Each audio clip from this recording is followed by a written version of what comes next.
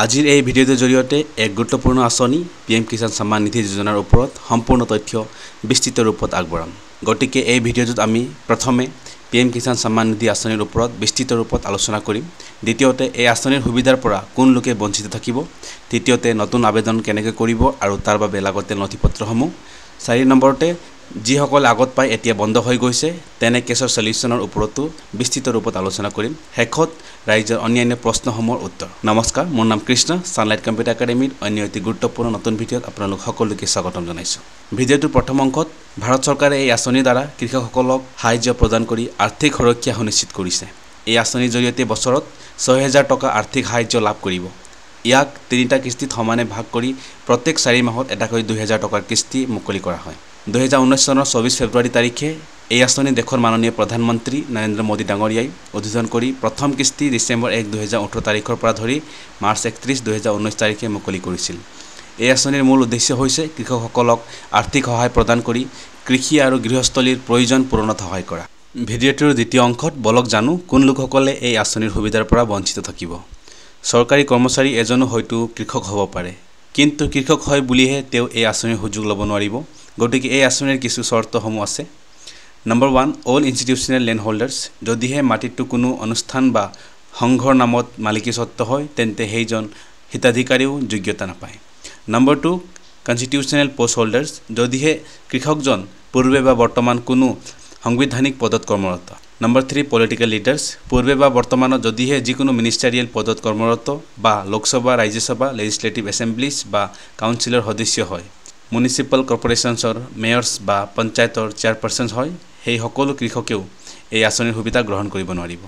Number 4, যিকোনো চৰকাৰী officers বা কৰ্মচাৰী যিসকল চেণ্ট্ৰেল বা ষ্টেট গভৰ্ণমেণ্ট মিনিষ্টেৰিয়েল ডিপাৰ্টমেণ্ট আৰু পাব্লিক ছাৰ্ভিচ এণ্টাৰপ্ৰাইজেছ কাৰ্যালয়সমূহত কৰ্মৰত, তেওঁলোকেও এই আঁচনিৰ সুযোগ ল'ব নোৱাৰিব। কিন্তু যদিহে গ্ৰেড 4, গ্ৰুপ ডি বা মাল্টিটাস্কিং কৰ্মচাৰী হয় তেন্তে সেই কৃষকসকলে সুযোগটো ল'ব পাৰিব। Number 5, pensioners. সকলো অৱসৰপ্ৰাপ্ত কৰ্মচাৰী বা অধিকাৰী যিসকলে ৰাজ্য বা কেন্দ্ৰীয় চৰকাৰৰ অধীনত কৰ্মৰত আছিল আৰু অৱসৰ গ্ৰহণৰ পাছত 10,000 বা তাতোতকৈ অধিক পেঞ্চন লাভ কৰে, তেওঁলোকে এই আঁচনিৰ সুবিধা ল'ব নোৱাৰিব।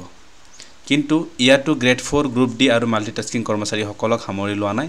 যদিহে তেওঁলোকে 10,000 বা তাতোতকৈ অধিক পেঞ্চন পায় তেতিয়াও সেই কৃষকজনে এই আঁচনিৰ সুবিধা ল'ব পাৰিব।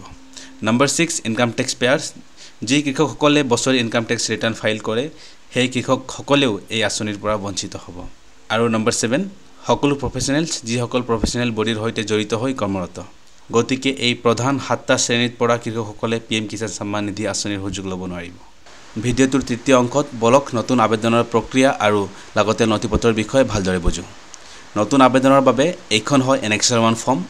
এইখন গোটেইখিনি ফিল আপ কৰি এইখনত সকলো অফিচিয়েলছ গাঁও প্ৰধানৰ পৰা আৰম্ভ কৰি লাটমণ্ডল AEA agriculture extension assistant, ADO agriculture development officer আৰু চাৰ্কেল অফিচাৰৰ পৰা ছাইন কৰাব আৰু ফৰ্মখনৰ লগত লাগতিয়াল নথিপত্ৰসমূহ গাঁঠি দিব। গতিকে নতুন আবেদনৰ বাবে লাগতিয়াল নথিপত্ৰসমূহ হৈছে 1 নম্বৰ আধাৰ কাৰ্ডটো থাকিবই লাগিব। 2 নম্বৰ ভোটাৰ পান জাষ্ট এডিশ্যনেল গাঁঠি দিব। 3 নম্বৰ ৰেচন কাৰ্ড, যদি কিবা কাৰণবশত ৰেচন কাৰ্ডখন নাই এইখন নিদিয়াকৈও আপুনি ছাবমিট কৰিব পাৰিব। 4 নম্বৰ ইম্পৰ্টেণ্টলি মাটিৰ নথিপত্ৰ। যদিহে নিজৰ নামত মাটি নাই তেন্তে আজিকালি প্ৰত্যেক গাঁৱে গাঁৱে VNO village nodal officer appoint কৰা হৈছে। গতিকে তেখেতলোকৰ পৰা লেণ্ড পজিশ্যন ডিক্লেৰেশ্যন চাৰ্টিফিকেটখন লৈ ছাবমিট কৰিব পাৰিব। এইবোৰ গোটেইখিনি ডকুমেণ্টছ হোৱাৰ পাছত ওচৰৰ CSC কেন্দ্ৰত গৈ অনলাইন আবেদন প্ৰক্ৰিয়া সম্পূৰ্ণ কৰিব পাৰিব। তাৰ পিছতে আবেদন কৰা ৰিচিপ্ট আৰু এপ্লিকেশ্যন ফৰ্মৰ সৈতে এগ্ৰিকালচাৰ অফিচত তথা নিজৰ এলেকাৰ ADOৰ হাতত জমা কৰিব। ইয়াৰ পাছতে আপোনাৰ নতুন আবেদনৰ প্ৰক্ৰিয়া সম্পূৰ্ণ হ'ব এণ্ড নেক্সট এপ্ৰুভেল লিষ্ট অহালৈ ৱেইট কৰিব। ভিডিঅ'টোৰ 4 নম্বৰ অংশত বলক জানো বহুতে আগত এবাৰ দুবাৰ পৰা ধৰি 7 বাৰলৈ পইচা পাই বন্ধ হৈ গৈছে। বন্ধ হোৱা কাৰণটো আচলতে বেনিফিচিয়াৰীজনক ইনএলিজিবল হিচাপে ডিক্লেয়াৰ কৰি দিয়া হৈছে, যাৰ বাবে তেওঁৰ PM Kisan registration ID inactive হৈ গ'ল। ইনএলিজিবল মানে মই এই ভিডিঅ'টোৰ দ্বিতীয় অংশত কৈছিলোঁ কোন লোকসকলে এই আঁচনিৰ পৰা বঞ্চিত থাকিব। গতিকে সেই কেটেগৰীৰ লিষ্টত সোমাই গৈছে, কিন্তু এইখনত আমাৰ বহুতো জেনুইন কৃষকসকলকো ভুলবশত ইনএলিজিবল হিচাপে মাৰ্ক কৰা হ'ল। গতিকে এতিয়া যিসকল প্ৰকৃত কৃষকো ইনএলিজিবল হৈ আছে তেওঁলোকে পুনৰ এই আঁচনিৰ সুবিধা ল'বলৈ এনেক্সাৰ 3 ফৰ্মখন ফিল আপ কৰি লাগতিয়াল ছিল ছিগনেচাৰ এণ্ড নথিপত্ৰৰ সৈতে এগ্ৰিকালচাৰ অফিচ তথা নিজৰ এলেকাৰ ADOৰ হাতত ৰিভকেশ্যনৰ বাবে জমা দি এক্টিভ কৰাব পাৰিব।